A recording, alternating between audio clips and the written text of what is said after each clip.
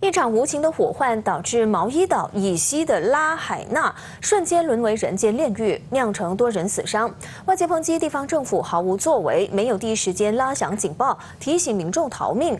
但是毛伊岛紧急事务主任安达雅则解释，那些警报不是为了通知火警。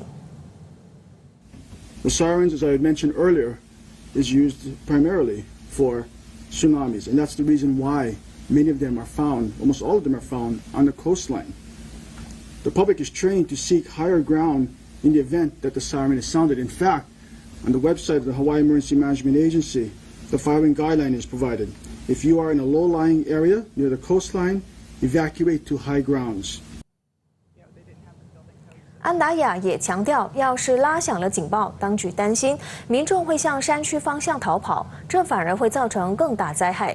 因此，当局只透过无线紧急警示和紧急警报系统向民众发布撤离信息。这场野火已经造成110人不幸罹难。由于当局只搜索了38%灾区，因此当局不排除死伤人数还会进一步上升。